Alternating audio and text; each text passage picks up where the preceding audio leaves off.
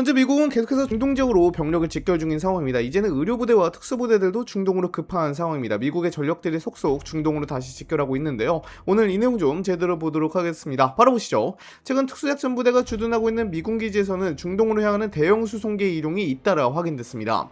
이동한 특수작전부대는 단순한 경계 임무가 아니라 전투 수색, 구조 작전과 적 핵심 시설에 대한 직접 타격 임무까지 수행할 수 있는 정예병력으로 알려져 있는데요. 이 때문에 이번 배치가 향후 발생할 수 있는 고강도 군사작전에 대비한 움직임이라는 분석도 나오고 있습니다. 특수작전부대는 적진 깊숙한 곳에서 작전을 수행할 수 있는 능력을 갖춘 부대로 미군이 군사 옵션을 검토할 때 가장 먼저 활용하는 전력 중 하나입니다. 특히 이들은 주요 인물 제거 작전, 정밀 타격, 정보 수집, 인질 구출 등 다양한 임무를 수행할 수 있기 때문에 중동 지역의 긴장이 높아지는 상황에서 중요한 역할을 맡게 될 가능성이 있습니다. 공군 전력 역시 빠르게 강화되고 있습니다. 영국에 배치된 B1 전략 폭격기는 장거리 정밀 타격이 가능한 전력으로 대규모 공습 작전에 대비해 높은 수준의 경계 태세를 유지하고 있는 것으로 전해졌습니다. B1 폭격기는 장거리 비행 능력과 대량의 무장 탑재 능력을 갖추고 있어 이란 내 주요 군사 시설을 대상으로 한 작전에 투입될 수 있는 전력으로 평가받고 있는데요. 여기에 독일 슈팡달렌 공군기지의 F-16 전투기와 영국 레이크니스 공군기지의 F-35 스텔스 전투기도 중동 방향으로 이동한 것으로 알려졌습니다.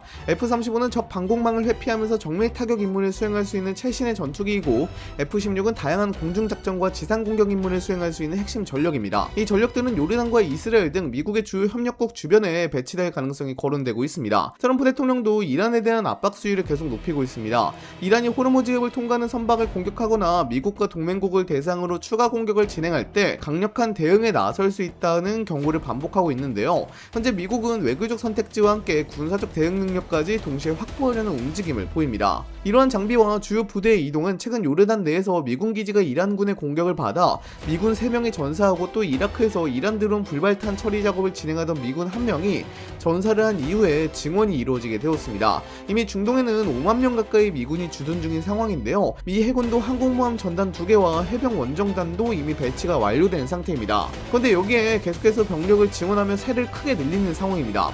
거기다가 미국은 최근 12일 연속으로 이란 전역을 겨냥한 공습을 전개하고 있는데요. 무엇보다도 공습 범위가 점차 넓어지고 있다는 것이 특징입니다. 초기에는 이란 해안가 지역만 주로 공습했다면 이제는 이라크 국경지대와 이란 서부로 공습을 확대했고요. 최근에는 이란 수도인 테헤란까지 공격을 전개하는 모습입니다.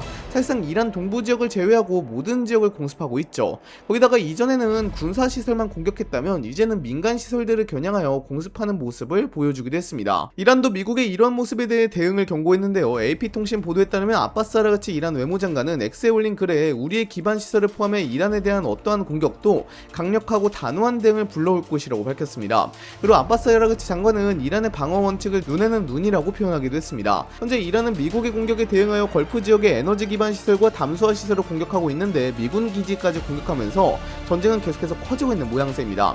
그렇다면 과연 미국이 실제로 이란 본토에 지상군을 투입하는 상황까지 갈 것인가인데요. 현재까지 확인된 움직임만 보면 대규모 지상군 투입을 위한 전면적인 준비 단계라고 보긴 어렵지만 미국이 필요할 경우 다양한 군사 옵션을 선택할 수 있도록 작전 능력을 확보하고 있다는 분석이 나오고 있습니다. 과거 미국이 이라크전이나 아프가니스탄전에서 보여줬던 방식과는 현재 움직임이 다릅니다. 당시에는 수만 명 이상의 지상병력이 장기간 주둔하며 점령과 치안 유지 임무를 수행했는데요.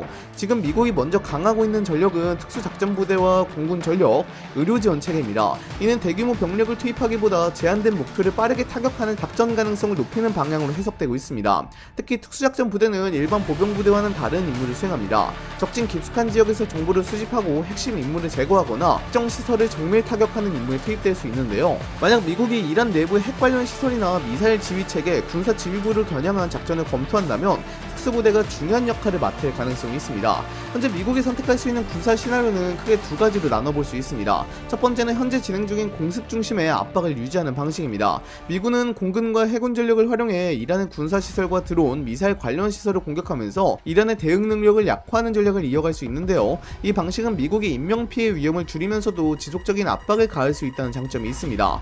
두 번째는 제한적인 특수작전입니다. 이란 내부의 특정 목표물을 대상으로 정밀 타격을 진행하거나 미사일 발사시설과 지휘시설을 무력화하는 방식인데요. 대규모 병력 투입 없이도 이란의 군사 능력에 직접적인 타격을 줄 수 있기 때문에 미국이 고려할 수 있는 선택지 중 하나입니다. 다만 현재 미국이 가장 우선하는 것은 전쟁 확대 자체보다는 필요할 때 즉각 대응할 수 있는 능력을 확보하는 것으로 보입니다.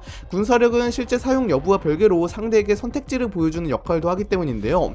현재 중동으로 이동하고 있는 전력들은 미국이 이란과의 충돌 상황에서 더 강력한 대응을 선택할 수 있도록 준비하는 과정으로 평가되고 있습니다. 이런 상황에서 국제사회 역시 중동 지역의 긴장 고조를 심각하게 바라보고 있습니다. 특히 영국이 이란 내 외교 인력을 일시 철수했다는 소식이 전해지면서 현재 상황이 단순한 군사적 충돌 수준을 넘어 외교 안보 분야까지 영향을 미치고 있다는 분석이 나오고 있는데요.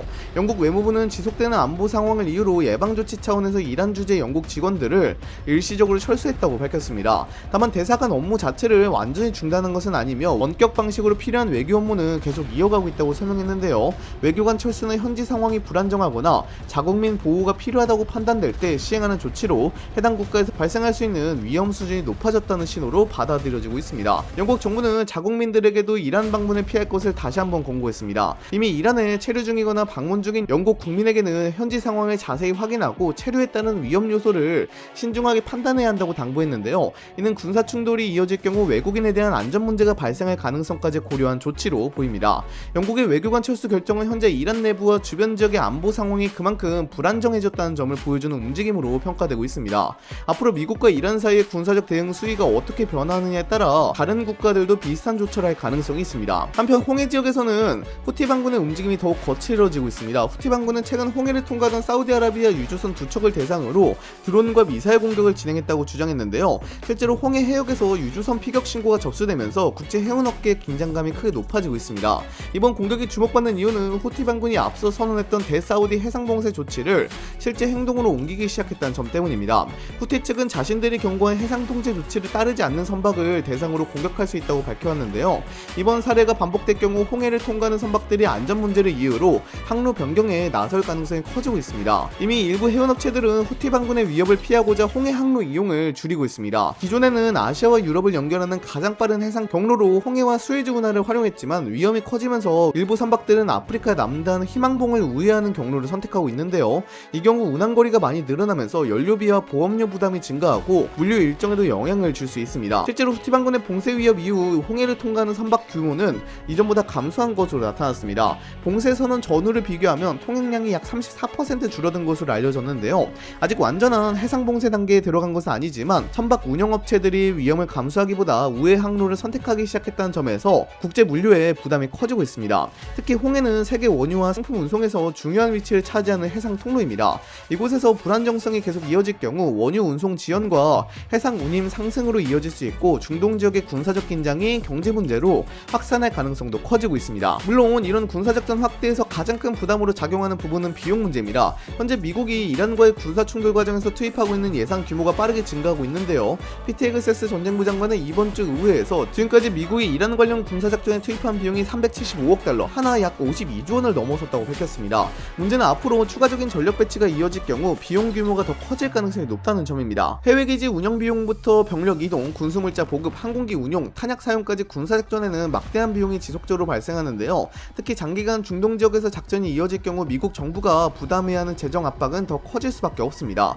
여기에 국제유가 상승과 해상 운송 불안까지 겹치면서 경제적인 부담도 함께 증가하고 있습니다. 미국은 군사작전을 위해 추가 병력을 유지해야 하고 동맹국 방어를 위한 전력 배치도 이어가야 하는 상황인데요. 탄약 재고를 다시 채우고 장비를 유지하는 비용까지 고려하면 이번 충돌이 장기화할수록 국방 예산에 미치는 영향은 더 커질 것으로 예상됩니다. 이런 상황에서 미국 의회도 군사 대응을 지원하는 움직임을 보입니다. 미 하원은 7월 22일 기준으로 내년도 국방 예산이 포함된 1조 1,500억 달러, 하나 약 1,700조 원 규모의 국방수권 법안을 통과시켰습니다. 여기에 이란 전쟁 과정에서 발생한 추가 국방 비용을 보충하기 위한 950억 달러, 하나 약 140조 원 규모의 예산안도 함께 처리했는데요. 다만 이 예산안이 최종적으로 상원에서도 통과될지는 아직 지켜봐야 하는 상황입니다. 미국 내에서도 대규모 군사 비용 지출에 대한 의견 차이가 존재하기 때문입니다. 하지만 트럼프 행정부로서는 의회의 예산 지원 움직임을 통해 군사작전을 이어갈 수 있는 재정적 기반을 확보했다는 평가가 나오고 있습니다.